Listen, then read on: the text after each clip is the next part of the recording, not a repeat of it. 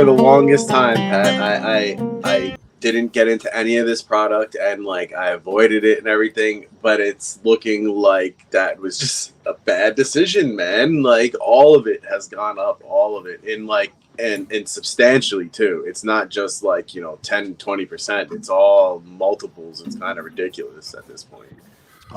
I still, though, Ed, we've had this conversation. I still think there are faster ponies in the race, right? Of course, but those are proving to be, better competitors than I thought they were. Put it that way. Are you talking about the commander decks? Yeah, since 2014, it's ridiculous. Well, but I mean, you're kind of comparing apples and oranges there. True. The older commander products were far fewer in number. They had such strong cards that we're not even seeing them reprinted in master sets like Dragon and Edgar Markov. Some of these really high dollar ones. They know it, and you're not seeing anything akin to those in these new decks. To be honest with you, the Warhammer 40k. If you are not a fan of Warhammer 40k, I'd stay away from it, because if you get caught with your nipples in the vice here, meaning you buy an $800 set of decks and it just creeps up a percentage over the years. Look, Dragon's Maze still not a great investment, guys. If you would have invested on anything else around it, you would have done better. So there are things that move faster in appreciation than others in a relative block for your money. Right. And I'll be honest with you, right now, it feels suppressed because let's talk about it. Let's call the elephant in the room. The economy is having a serious impact on Magic right now. Look at all the flash sales that you're seeing of ridiculous prices. Like I saw AFR collector boxes for $119, $79 for Dominaria United set boxes. I mean, it's like, wow, these people are fire selling. Oh, bro, I'm bummed I missed out on Baldur's Gate collectors for $119. Obviously not available now, but I was like, bro, I wouldn't mind, At that price, it's not too horrible to not get your freaking. I need a few more blisters, man. I need a few more blisters. I'll say this though, it just feels like it's we're in this long dark tunnel until we aren't anymore. It's just like any time that you invest in anything, you want to basically invest on the way down, not on the way up. Right. It's going to turn hard, man. Like I've been seeing some things recently, looking at prices for videos, and certain things, it's kind of crazy, like 7th edition foils, Arabian Nights cards. It's ridiculous. The inventory that's out there is just so low. It's ridiculous. I'll tell you, the two products that still stand out to me, just head and shoulders above everything else, that are just undervalued at the moment, and you can still go out and get them, is Double Masters 2022 is still underpriced. I think MH2 still way underpriced. And I saw a set box for like $179 on a flash sale. I'm like, that's cheaper than it's ever. Dude, I'm telling you, Double Masters had its hype taken away, like stolen from it. It deserved more attention for longer, and in any other time it would have done better. It's crazy that it even got as low as it did, and it's and then it is where it is now. I think that the Double Masters 22 collector right now is oddly similar to the trend of the original Double Masters VIP, where it came out, spiked up, dropped by 15, down a little 20%. bit. And I mean, right now, let's call it 310. That's probably going price on a Double Masters 22 collector's box. 300, 320. That's about our area. That's still really friggin' decent. Yeah. I mean, for what's in it, yeah. I mean, anguished unmaking issues or whatever, I don't care. When you pull a nice foil etch for Phyrexian Altar, you got your fucking money. And again, something I was looking up prices for recently. I was looking at retail prices and buy list prices for etched cards, and I'll tell you, a lot of the times it's the same. Normally you're seeing like at least a third of a difference, you know what I mean? They got to make money in between their buy list and retail, but with the etched cards, it's right about the same, meaning I think that they're underpriced. Well, and right there, free content for anybody that wants to make it. Double Masters 22 collector packs, the foil etch cards. It's kind of like the underdog of that whole race right now. Yeah, I mean, texture foil. The whole set's undervalued per seal. Pull the texture Kozilek. It was like $250 the second I had it. Ooh, I was shaking. Now it's like $150. Yeah, that's almost a whole one in my case. So. Buy list All right, on the Brian? textured Ulamog is $91. That's crazy low. Yeah, I'm gonna go ahead and just not sell it like a smart Magic player. Keep it. Yeah, It's all perspective, folks. Even with MH2, like you have down there for Pack Opening Addict, that there's Right, a right. reason that the current MH2 boxes are selling so cheap. It's because of supply. They printed it a lot, but that doesn't take away from the strength of the cards in that set. And over time, you know, these supplies are going to dwindle, just like any other set that's been printed a lot. And this set has a lot of bangers in it. It is a proven set. Over time, MH2 is going to do well, no matter how much of it they printed. Yeah. Hold on, real quick. What Bob is saying right now, it's just going down because the singles have been open so much that they're going down on the market, but they're starting to creep. As the product dries up, it will go up, you know, as long as once it stops getting opened.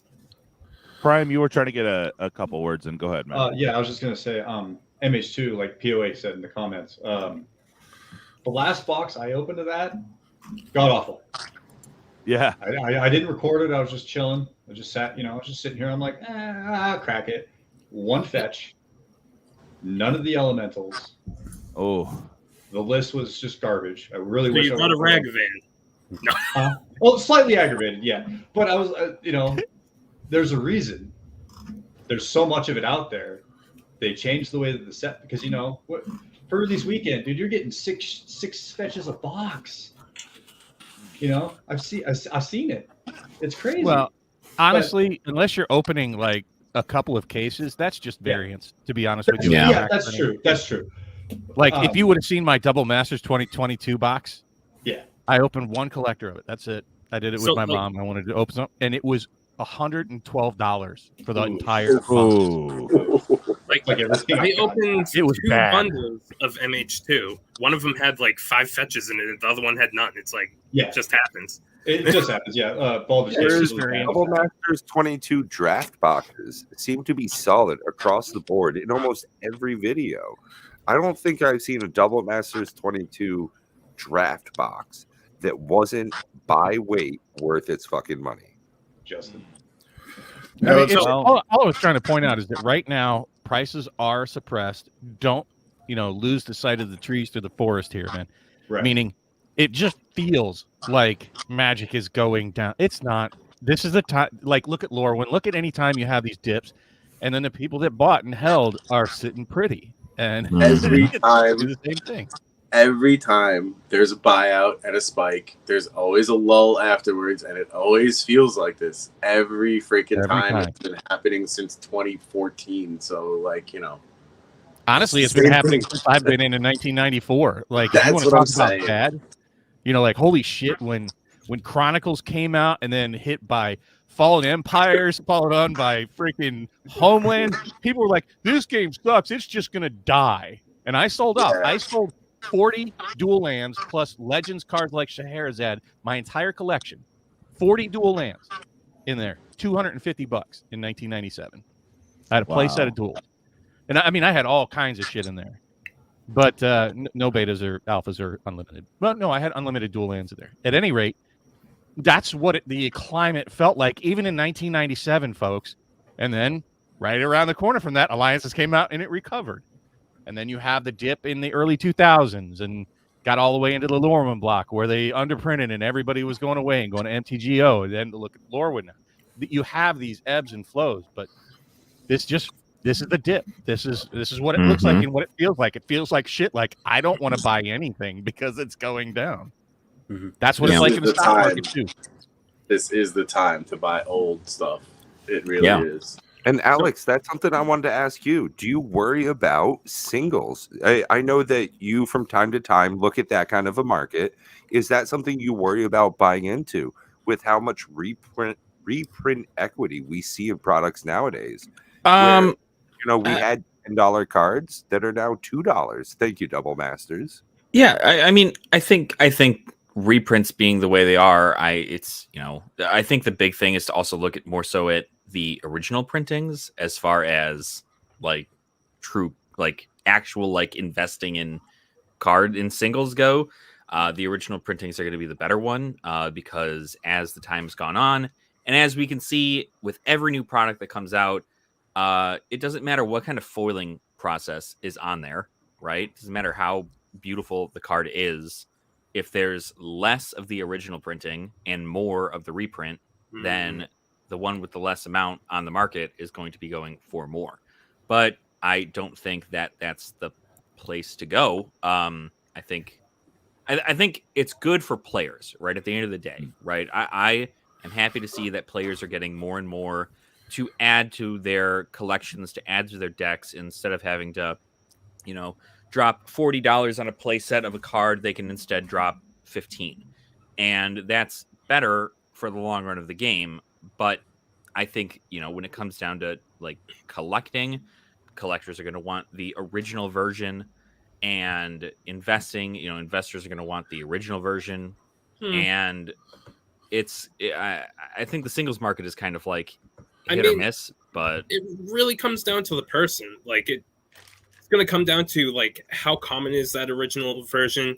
Are there like newer, really fancy versions? And then it's down to like the collector's preferences. Yeah, but I mean, like that's also tied into like the fact that if somebody likes a card, because if people like the Faithless Looting from Mystical Archives because it was a meme for a while, then that card is going to hold preference to people. Does that mean it is going to spike in price?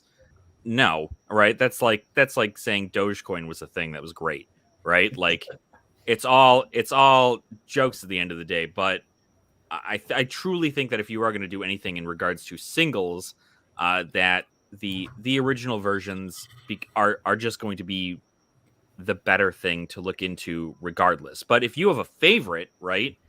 I mean, don't just be like, oh, I love the Godzilla collection, but I need to collect the original printings of them, so of the actual cards in Ikoria, because like that's what it's going to go for. Like, no, like you got to look at levels for that. Ed has a great opinion on this one as well. I can see you just practically chewing your thumb off. I mean, if you're talking about the like ultimate version to invest in, it's gonna be either the OG print or the freaking ultimate version. Like Kaladesh Inventions are a good example. Right. Soul Ring from there, how many prints does it have? But if you have Alpha, Beta, Soul Ring, yeah, you got some money. But otherwise, it's really only that one.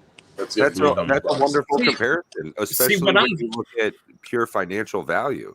A Soul Ring from Beta, you're looking at 700, give or take.